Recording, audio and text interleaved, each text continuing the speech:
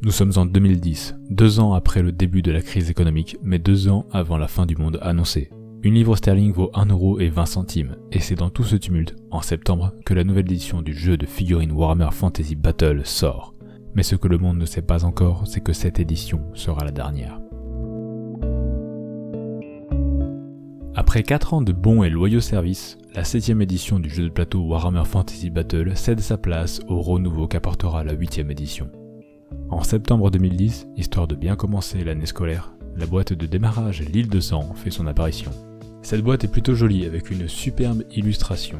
Elle est pour beaucoup de personnes iconique. Soit parce qu'on l'a souvent vue dans les rayons Game Workshop, soit parce qu'on a commencé le hobby avec, ou encore parce qu'elle est la dernière représentante de son jeu.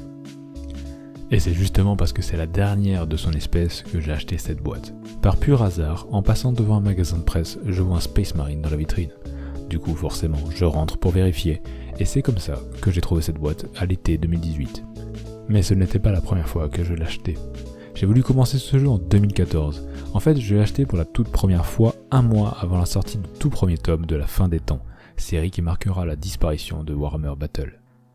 Mais nous en reparlerons plus tard. Retournons d'abord à cette boîte pour voir ce qu'elle nous promet. On y découvre une superbe photo du contenu de la boîte, 74 figurines pour 2 armées. Vous aurez également un prologue du jeu pour vous mettre en haleine. Entrez, si vous l'osez, dans le monde de Warhammer, un lieu étrange et dangereux, déchiré par la guerre et les massacres, menacé par la puissance du chaos. Warhammer, le jeu de bataille fantastique, vous place à la tête d'une force de guerriers, de monstres et de machines de guerre. À l'aide d'armées de figurines citadelles, affrontez sur le champ de bataille, libérez votre magie, assombrissez le ciel de nuées de flèches et écrasez l'ennemi à coups d'épée et de lance. Après une description pareille, forcément on passe à la caisse. Mais ouvrons donc cette boîte. Ah, que j'aime quand les boîtes sont bien fournies. Il y a tellement de grappes qu'on distingue à peine le livre de règles en dessous. Cette boîte contient donc exactement tout le matériel pour jouer. Vous avez des réglettes pour mesurer les distances, des socles pour vos figurines bien évidemment, des dés et bien sûr des grappes. 3 grappes uniques et 2 identiques. Il y a également un livre de règles complet et un livre d'initiation comment jouer, ainsi que des gabarits d'armes. Si vous n'avez pas connu Warhammer Battle, vous ne savez pas qu'avant, les socles étaient carrés. C'était pour mettre en régiment bien serré les figurines. Cependant, certaines figurines, comme les héros par exemple, n'étaient pas obligées d'être en régiment et pouvaient se déplacer à leur guise. Les gabarits servaient à déterminer les figurines touchées par des explosions ou des lance-flammes. Pour les explosions d'ailleurs, il fallait jeter un dé de déviation et 2 dés pour voir où finirait l'explosion. C'est d'ailleurs un système que l'on avait aussi à Warhammer 40 000 avant la version 8. Toutes les figurines sous le gabarit après la déviation étaient touchées. Les dés de déviation possédaient 2 faces hit où le gabarit n'était pas déplacé, ce qui équivaut en gros à un 5+ sur un D6. Sinon il fallait déplacer le gabarit de la distance des 2 dés dans la direction de la flèche. C'était, je trouve, assez rigolo, mais il y avait quand même bien évidemment des abus par-ci par-là et des problèmes de cohérence et d'accord avec l'adversaire. C'est pour ça que Game Workshop a abandonné ce système à mon humble avis. Nous allons maintenant voir le livret d'initiation comment jouer. Alors j'ai trouvé qu'il faisait une introduction parfaite la première fois que je l'ai lu. Effectivement, on commence avec un pitch sur le monde de Warhammer, suivi d'une très rapide présentation des 2 armées de manière globale, avant de rentrer plus en profondeur dans les troupes présentes dans la boîte. Ça permet de bien s'identifier aux figurines que l'on possède, et ça c'est un très bon point. Ensuite, on nous parlera des champs de bataille, très sympathiques, de quoi nous faire rêver avec un kit de ruines et 20 kits de forêt. Ça fait un peu beaucoup, mais ça fait rêver. Mais les décors restent quelque chose de vraiment très important pour l'immersion.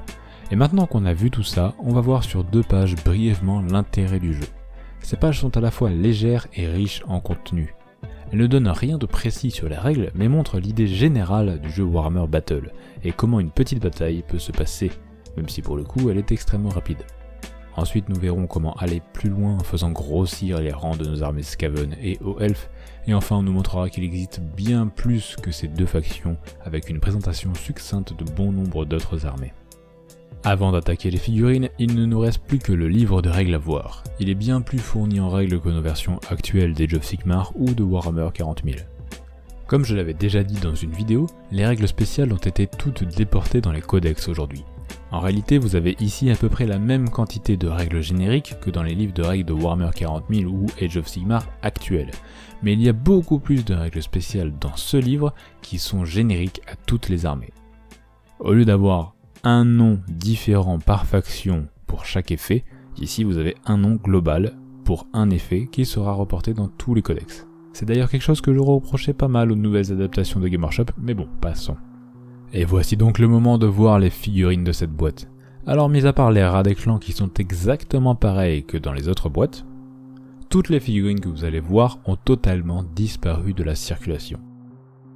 On est donc sur du monopose easy to build avec aucune option supplémentaire. D'ailleurs niveau notice, il faudra se contenter des bords de la boîte, mais au moins ça remplit la promesse de la boîte de démarrage. On l'achète l'après-midi et on peut jouer le soir même en ayant juste dégrappé les figurines. Et puisqu'on en parle justement, montrons-les. Et voilà donc l'intégralité des figurines de la boîte de l'île de sang. Je trouve qu'elle se situe vraiment bien niveau sculpture dans son époque. On est tout pile au juste milieu entre une boîte comme la V3 de Warhammer 40 000 par exemple, et une boîte comme Dominion que l'on vient juste d'avoir. Et voilà, c'était pour moi une boîte très importante, une boîte qui représente le passé mais aussi depuis peu l'avenir. Elle m'aura procuré une grande frustration puisque je n'ai pas eu le temps de me pencher sur ce jeu avant qu'il ne devienne Age of Sigmar. De fait, je ne me suis jamais penché trop sur AOS, j'ai boudé un peu en réalité suite à mon investissement pour Battle devenu inutile. Mais je vous avoue que depuis la V3, maintenant ça me botte bien et j'ai bien envie de m'y mettre. Tout comme pour la future sortie de The Old World que j'attends pour enfin tester Battle. Je ne sais pas encore comment ça sera une fois fini, mais pour sûr je testerai et je l'attends. En attendant, si vous êtes frustré de ouf par Battle, vous pouvez toujours jouer à 9ème âge, c'est la suite logique de Warhammer Battle faite par la communauté pour la communauté. J'espère vraiment que cette vidéo vous aura plu, que ce petit retour au passé vous aura donné un petit peu de nostalgie. Si vous avez aimé mon travail, je vous invite à faire un tour sur mon Patreon pour soutenir ce dit travail, c'est ce qui me permet de continuer. Merci beaucoup à ceux qui prendront le temps de le faire, et en attendant la suite, je vous dis bon jeu, bonne peinture, ciao.